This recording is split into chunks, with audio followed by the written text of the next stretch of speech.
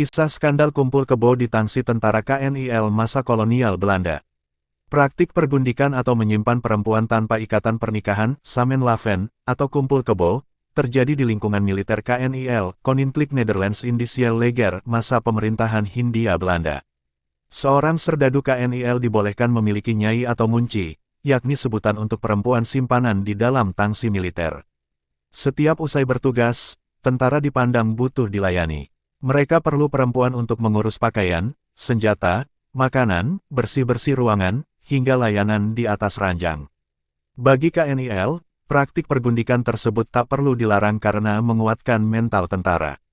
Jenderal Haga, pemimpin KNIL dalam suratnya kepada Menteri Penjajahan LW Cekecenius tahun 1887 menyebut, pelarangan pergundikan justru hanya akan menimbulkan kerugian.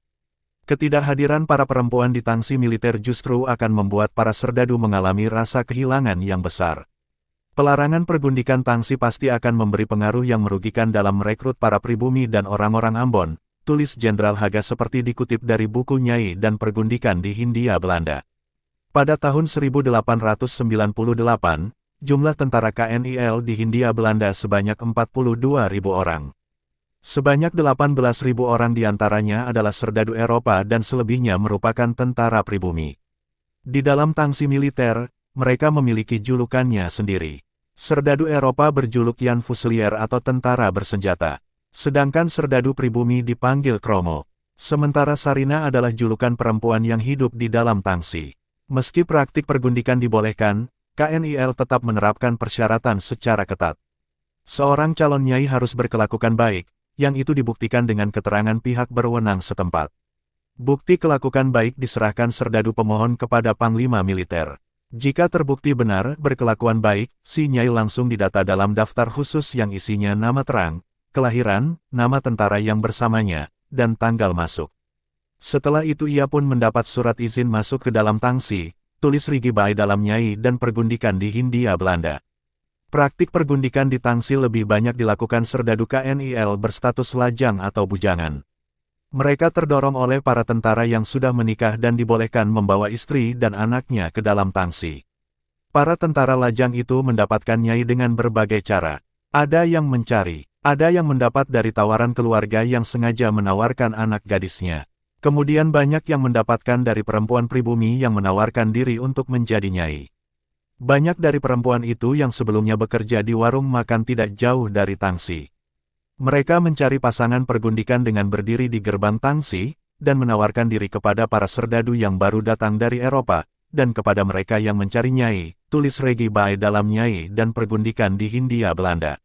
Para nyai di tangsi militer kebanyakan berusia 12-35 tahun. Nyai berusia 30 tahun sudah dianggap tua. Selain perempuan pribumi, tak sedikit nyai keturunan Indo-Eropa. Mereka yang berasal dari hasil pergundikan sebelumnya. Berbeda dengan nyai perempuan pribumi. Nyai Indo-Eropa selalu selektif dalam memilih pasangan. Perwira berpangkat rendah dan sejenisnya, selalu menjadi favoritnya. Hal itu yang membuat nyai keturunan Indo-Eropa dipandang lebih tinggi dari nyai pribumi. Sementara bagi sebagian perempuan pribumi, menjadi nyai adalah cara melepaskan diri dari kemiskinan. Motif utamanya ekonomi. Dengan menjadi nyai biaya hidup lebih terjamin. Penghasilan lebih teratur, termasuk adanya pendapatan tambahan dari jasa mencuci pakaian serdadu yang lain. Namun di sisi lain mereka berhadapan dengan resiko sosial yang besar. Menjadi nyai dianggap merendahkan diri sendiri. Apalagi jika pasangannya seorang Eropa, mereka dianggap telah merendahkan diri di depan bangsa sendiri. Akibatnya tidak mendapat tempat lagi di masyarakat.